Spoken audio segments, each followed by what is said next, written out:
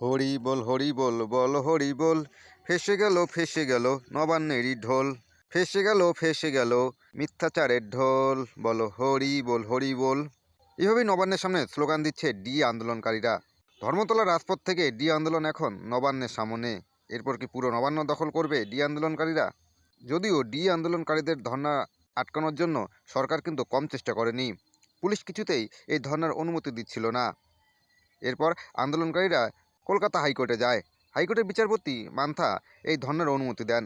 তিনি বলেন, আন্দোলনকারীরা যেখানে ধর্না করতে চাইছে সেখানে ধর্না করার জন্য পুলিশকে অনুমতি দিতে হবে। পুলিশ এমনভাবে ধর্না মঞ্চের বাধা দিতে পারে না। পুলিশ হাইকোর্টের যুক্তি দিচ্ছিল, নবান্নের সামনে 144 রয়েছে, সেখানে কোনো মুভমেন্ট করা যাবে না। তখন জাস্টিস মান্থা বলেন, রেড রোডেও তো 144 ধারা লাগু আছে, রাজভবনের সামনেও তো 144 ধারা লাগু ছিল, তাহলে ওই জায়গাগুলোতে যদি ধর্না করা যায় তাহলে নবান্নের সামনে কেন ধর্না করা যাবে না? এরপর জাস্টিস মান্থা ধর্নার অনুমতি দেন, কিন্তু তিনি কিছু শর্ত দেন আন্দোলনকারীদের। ধর্না দিন করতে হবে 72 ঘন্টা, এবং 300 জনের থেকে বেশি জমায়েত ধর্না মঞ্চে করা যাবে না। এরপর আজ যখন ডি আন্দোলনকারীরা ধর্না মঞ্চের উদ্দেশ্যে রওনা হয় বা নবান্নের দিকে যায়, তখনও কিন্তু পুলিশ সেই আন্দোলনকারীদের সেখানে জমায়েত হতে বাধা দেয়। রাজ্য সরকার আজ কোর্টের প্রধান বিচারপতির ডিভিশন বেঞ্চে যায় এই ধর্না আটকানোর জন্য, কিন্তু প্রধান বিচারপতির ডিভিশন বেঞ্চও ধর্না আটকানোর কোনো রায় দেননি। প্রধান বিচারপতির ডিভিশন বেঞ্চ ধর্নার অনুমতি দিয়েছেন, কিন্তু দিন কমিয়ে দিয়েছেন। শনিবার বিকেল 4টে পর্যন্ত ধর্নার অনুমতি দিয়েছেন, কিন্তু কোনোভাবেই ধর্নাকে আটকানোর কোনো পারমিশন পুলিশকে দেননি, বা পুলিশকে নির্দেশ দিয়েছেন সেই ধর্নায় যাতে কোনো উচ্ছৃঙ্খলা না হয় বা আইন শৃঙ্খলা ঠিক রাখার জন্য পুলিশ তার মতো ব্যবস্থা নিতে পারে, কিন্তু কিছুতেই ডি আন্দোলনকারীদের ধর্না আটকাতে পারে না। এটা কিন্তু আন্দোলনকারীদের একটি বড় জয়। এতদিন তারা ধর্মতলা রাজপথে আন্দোলন করছিল, এবার তারা সোজা নবান্নের সামনে। তাহলে কি আস্তে আস্তে তারা কি পুরো নবান্নটাকে দখল করে নেবে? যখন তারা ধর্না মঞ্চের দিকে যাচ্ছিল তখন কিন্তু পুলিশ তাদের আটকে ছিল। তখন এই আন্দোলনকারীরা পুলিশের উদ্দেশ্য করেও স্লোগান দিচ্ছিল, বড়বাবু তোমার ডিএ বাকি, এই আন্দোলনে বসবে নাকি?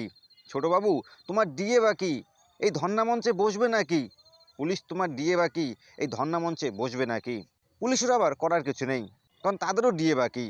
তারাও হয়তো মনের দিক থেকে এই আন্দোলনটাকে সমর্থন করছে, কিন্তু তারা যদি সরাসরিভাবে আন্দোলনটাকে সমর্থন করে তাহলে হয়তো তাদের বদলি করে দেওয়া হবে কোনো ভয়ঙ্কর জায়গায়। এই জন্য তারাও সরাসরি সমর্থন করতে পারে না। কিন্তু আমার তো মনে হয় মনের দিক থেকে পুলিশও এই ডি আন্দোলনকারীদের সমর্থন করছে। সরকার যে যুক্তি কোর্টের সামনে হাজির করছিল, যেখানে 144 ধারা আছে সেখানে কোনো মুভমেন্ট করা যায় না, তাহলে ভাইপো কিভাবে রাজভবনের সামনে ধর্না দিয়েছিল? সেখানে তো 144 ধারা লাগু আছে। সেখানে যদি পুলিশ পুরো ধর্না মঞ্চ তৈরি করে দিতে পারে, পুরো ধর্নার ব্যবস্থা পুলিশ করে দিতে পারে, তাহলে এখানে পুলিশ কীভাবে বাধা দেয়? ভাইপোই এই পথটা দেখিয়েছে যে 144 ধারার মধ্যেও, যেখানে 144 ধারা লাগু আছে সেখানেও ধর্না মঞ্চ তৈরি করা যায়, সেখানেও ধর্না দেওয়া যায়। এখন অন্যান্য যারা আন্দোলনকারী আছেন তারাও কিন্তু চাইবে নবান্নের সামনে ধর্না দিতে, কারণ তারাও একই যুক্তি দেখাবে। যদি শাসক দল রাজভবনের সামনে ধর্না দিতে পারে যেখানে 144 ধারা আছে, তাহলে তারা কেন নবান্নের সামনে ধর্না দিতে পারবে না? ডি আন্দোলনকারীদের এই ধর্না সম্পর্কে আপনাদের যদি কোনো মতামত থাকে অবশ্যই কমেন্টে জানাবেন। এই নবান্নের সামনে ধর্না দেওয়া কতটা যুক্তিযুক্ত সেটাও কমেন্টে বলবেন। আর চ্যানেলটাকে যদি এখনও সাবস্ক্রাইব করেননি তাহলে চ্যানেলটাকে সাবস্ক্রাইব করে পাশে থাকার বেল আইকনটি বাজিয়ে দেবেন পরবর্তী ভিডিও নোটিফিকেশন সবার আগে পাওয়ার জন্য। সবাই ভালো থাকবেন।